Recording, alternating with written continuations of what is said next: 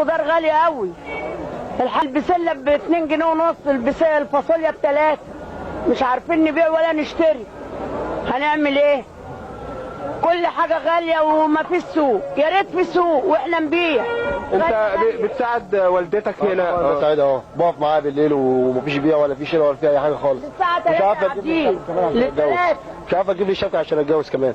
مش عارفه اجيب له الشبكه؟ اجيب له شبكه ولا دبل حتى، اجيب له منين؟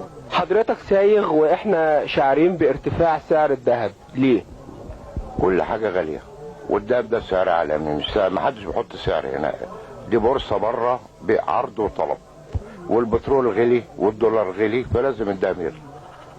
هل الغلو ده اثر على حركه البيع واحنا داخلين على عيد والناس بتشتري شبكه والناس بتتجوز في الايام ديت؟ هل السوق نام بالنسبه لك؟ هو السوق نايم قبل العيد وفي العيد نايم برضك. لما مين هيشتري جرام دهب بيقف النهارده بالمصنعيه حوالي 70 جنيه. ايه اللي وصله 70 جنيه؟ ما عرض وطلب، عرض وطلب. الدهب بره غالي، لازم هنا بيغلى. رخيص بره بيرخص هنا. طب ازاي بتحدد المصنعيه او نسبه المصنعيه؟ نسبة المصنعية حسب حتة الشغل. في حتة الشغل فيها شغل بتبقى مصنعيتها غالية، في شغل شعب رخيص. يعني ممكن الجرام يبتدي مصنعيته 5 جنيه في 18، ال21 ممكن 3 جنيه. يعني المصنعية ما هيش غالية. ايه اللي بيغلي اللحمه؟ لا مؤاخذه، اللي غلى اللحمه الدولار دخل في كل حاجه، دخل في الذره ودخل في كل حاجه، دخل في بيوتنا الدولار. فاحنا يعني نطلب يعني ان الناس تهبطوا شويه عشان كل حاجه غلت في اللحمه. طبعا اللحمه لا مؤاخذه كان الاول فيها مرة، كنت تخش زمان على اي فلاح يقول لك بالصلاه على النبي اشتري، تقول له بكام بالصلاه على النبي يقول لك مثلا ب5 قروش. دلوقتي الفلاح اتنصح، جاب له مؤاخذه ميزان عنده وبيوزن العجل صاحي وبيعيروا دلوقتي. يعني مثلا شوفوا مثلا ما عادش يبيع كلاله بقى. لا ما بيبيعش دلوقتي، بيع وشروه زي الاول. دلوقتي كان الاول في بالصلاه على النبي، دلوقتي كله ميزان، يعني ميزان قايم. فطبعا لا مؤاخذه، طبعا لما حته الميزان قايم الشغل اتحسبت، فكله قاعد يقول لك جزار جزار جزار. وهي عمليه الجزاره يعني مش وحشه، هي حلوه وكل حاجه، بس مريحه بقالها كتير قوي، بقالها فتره. يعني الضغط عليكم كجزارين العيد السنه دي زي العيد اللي فات؟ لا طبعا، السنه اللي فاتت كان احسن، السنه اللي قبلها احسن برضه. السنه دي قلت شويه عشان الدولار برضه واللحمه غلت وبتاع، وبتغلى على الناس لازم، واحنا بنغليها غصب عننا لان هي بتجيلنا غاليه، بس هي دي العمليه.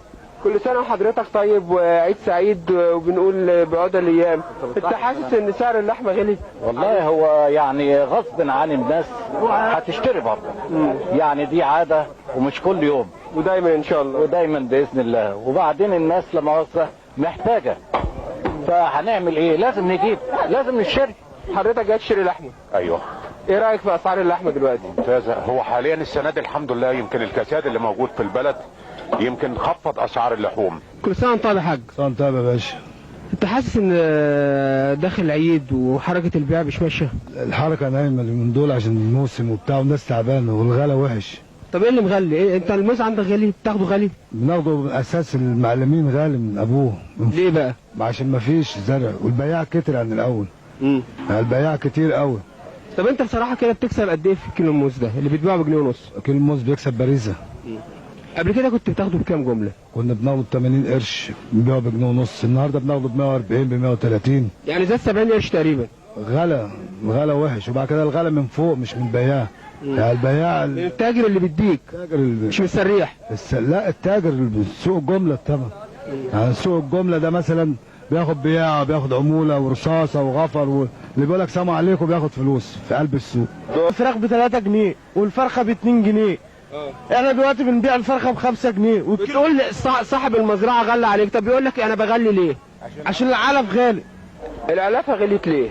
التجار نفسها غاليه، البضاعه غاليه، وهي بضاعه غاليه خالص طبيعي اساسي، يعني جاي من التاجر الكبير بيصير الجمله اكتر من السوق الصغير. يعني انت بتجيبها من تاجر الجمله اغلى من الاول؟ اغلى من الاول كتير وزايده. زايده كام في المية تقريبا؟ اكتر في المية، اكتر من نصف. يعني النهارده ب 100 جنيه او 110 ل 122 جنيه ارداب. ارداب بايه؟ هي صيفي. الذره الصيفي. 122. العلم بتتزرع دي في بلادنا احنا، اساسا ما بتستوردهاش. امال الذره الصفراء المستورده بقى؟ بتاعي من الخارج بالدولار. بيرفعها سعرها من 25 او 28 كانت لغايه 39 النهارده و40 جنيه. بكام الكيلو الذره المستورده؟ بس بجنيه. مش كان ب 60 قرش و 80 قرش؟ ايوه انا بقول لك ارتفع ليه؟ عشان صار الدولار اللي بيستوردوها من الخارج. قال ان التاجر هو اللي بيغلي، انت اللي بتغلي على الزبون. احنا نفسنا الفراخ تبقى فراخ التراب عشان هنبيع، ما احنا النهارده مثلا لو بعنا 10 فراخ، لا اما نكون رخيصه نبيع 100 فرخه، يبقى ايه مكسب سريع احسن ما الفراخ تقعد عندنا ونضطر نشغل والبلد تشتغل، واضطر الزبون تمام الفراخ رخيصه طب ما هياخد اكتر. النهارده حضرتك لما تيجي تاخد فرختين مثلا ب 10 جنيه ولا تاخد 4 فراخ ب 10 جنيه، انا احسن مش ال4 فراخ ب 10 جنيه، فهضطر ان احنا نشتغل. كل ما تكون حاجه رخيصه هنبيع والبلد تمشي.